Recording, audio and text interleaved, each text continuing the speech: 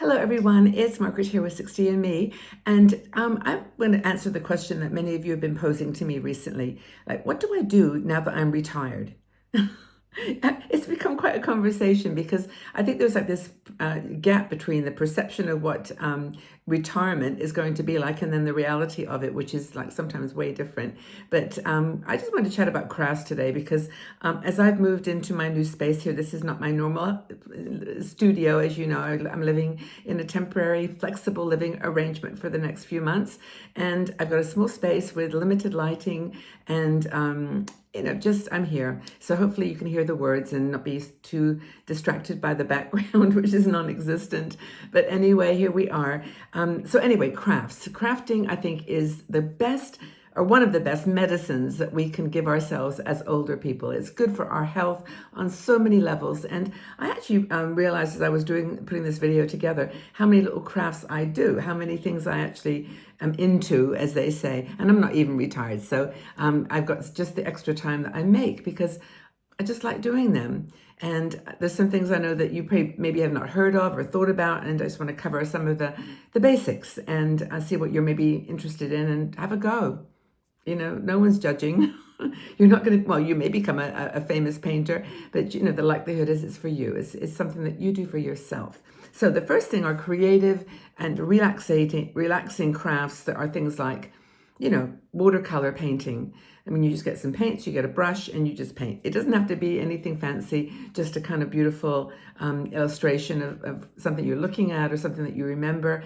Watercolors, they're really, really beautiful, smudgy florals. You know, you can do travel scrapbooks, whatever, but they don't have to be perfect illustrations. Watercolor lends itself to abstraction, right? So I kind of think that's cool.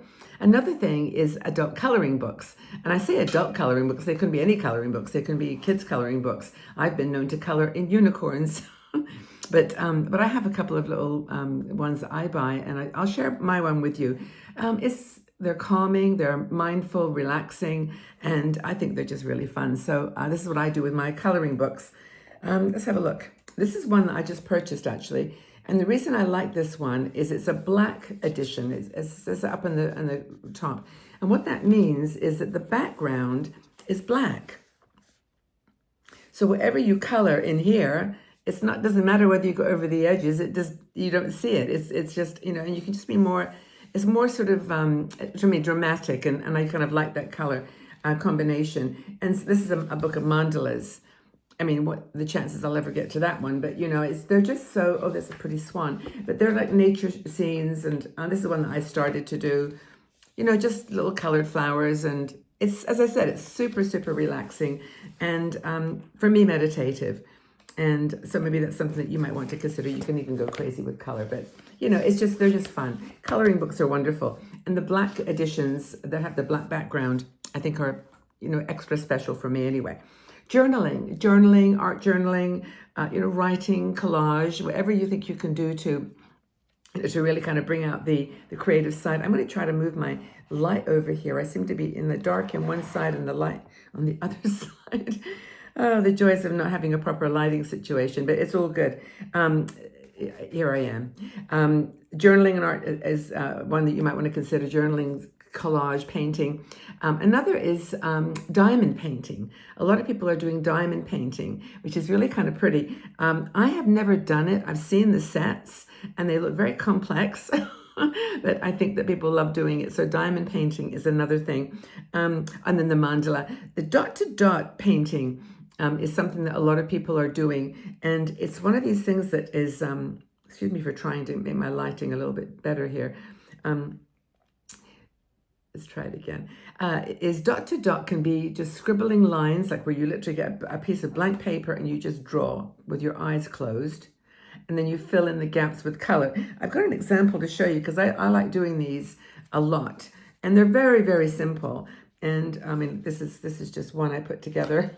This is not art, by the way. This is just my scribble. You know, you can do little squares. And let me see if I can find one that I did a sort of a roundabout squiggle. That's one of the ones that I did with just, literally going like shoot, shoot, shoot, shoot, shoot, shoot, and then taking coloring pencils and filling it in. I kind of like those a lot. So that's another thing you can do, is dot to dot. And there's Zentangle, which is another one that you can do, which is constructing different almost 3D designs from just simple sketching. Everything's on Instagram, everything's online, right? Very popular for mindfulness and focus. Okay, textiles and fiber arts. So, of course, the big one for me is knitting. I knit a lot. I actually have a scarf over there. I don't know if I can reach it. I can reach it. This is my scarf that I'm working on at the moment.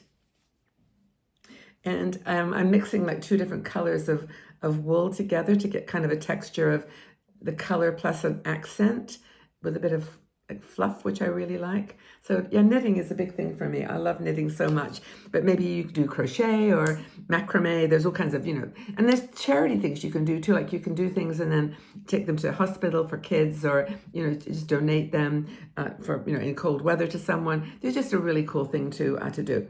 I'm going to bring this light closer. I don't like not being in the, I just like being in the dark. I wish the sun would come out. Wishful thinking, huh? I don't think so, not today.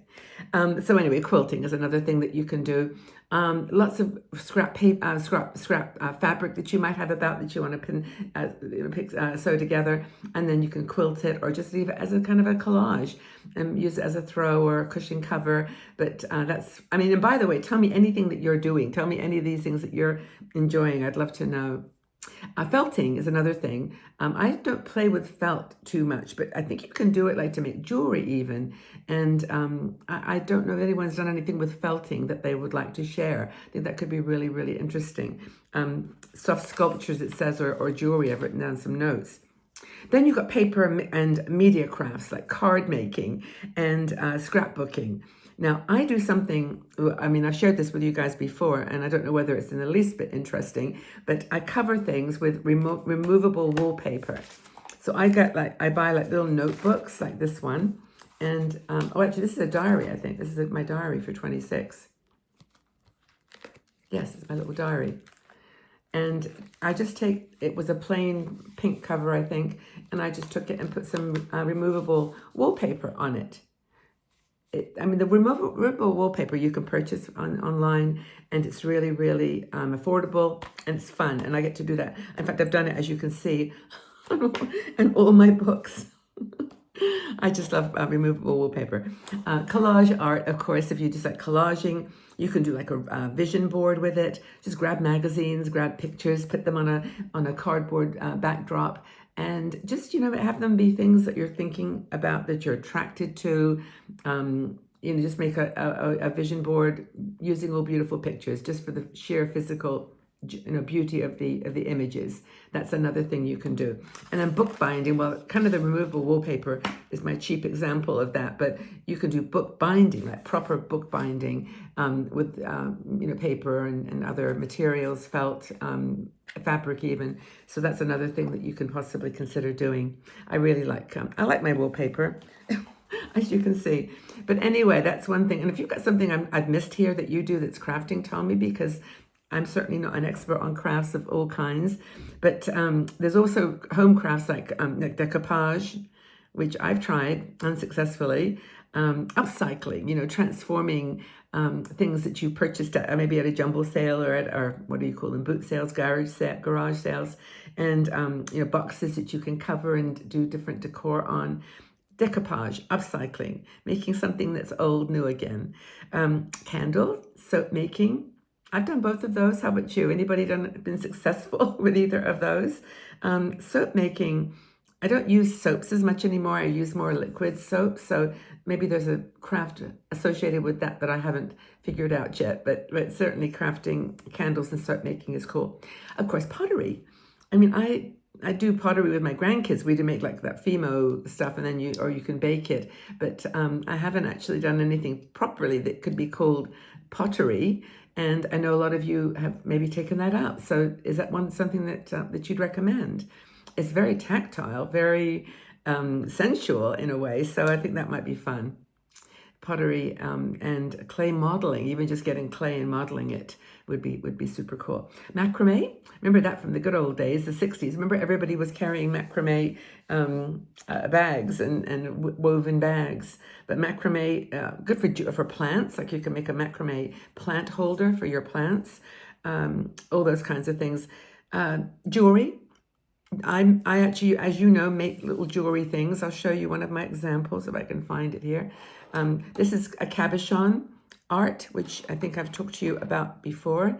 They're just little cabochon, well, for basically shapes. Like this is like a little frame. And then you take a piece of paper, put it behind a glass or plastic shape, a little cabochon circle, and they come all different sizes, and then just stick them together with glue, put a little bracelet or a little string on them, and you have a little necklace. I have so many of these. I kind of started them as a project during COVID, and I think I did hundreds of them, and I gave them all away. So there's my little cabochons. I have my 10 that I kept for myself. But anyway, that's one of my favorites. And then dyeing, tie-dyeing, eco painting, all kinds of things using natural paints like turmeric and I don't know, pomegranate and all those kinds of plants that produce the most amazing colors. So that's another thing that you can do. And you can also do like flower imprinting. You're dipping it in paint and then printing it on fabric. Painting on t-shirts. You know, your favorite slogan. What's your favorite slogan? What would you write on a t-shirt? I'd probably say be kind. That would be my one. Be kind, or be a kind person. Yeah, that would be what I'd write on mine. That's a good question, actually. But anyway, I hope that you've been inspired, educated, given some ideas here for ideas for crafting. I personally am a big crafter because I don't know why. I'm not a professional. Like I'm not a painter. I'm not an artist, but I like to make things. So maybe you're the same. And I just find it is medicine. I find it is soothing, calming, uplifting. How about you? Okay, everyone. Well, thank you for being here. Please do me a huge favor and like this video. Just give it a check mark and a comment. If you like our videos and you like the stories we tell, go out to the website. It's a distant past kind of thing anymore. Like who goes to websites anymore? But if you go out to the website, 60andme.com, there's all of our beautiful bloggers write articles there. They're good. They're really good writers. And, we have a lot of them that like to help 60 and Me reach you. So let them know that you've read their article and that you loved it and you or liked it, learned from it. And, check out the website. And of course, there's Facebook and Instagram. 60 and Me Official is our Instagram handle. And of course, TikTok if you're in the mood for that. But, we try to be everywhere because you are everywhere. And women over 60 are not sitting at home anymore. They're out and about reading, visiting new sites, social media, and we're there for you. Okay, everybody, have a fabulous day, whatever you are, whatever you're doing. Know you're loved and take good care. Okay.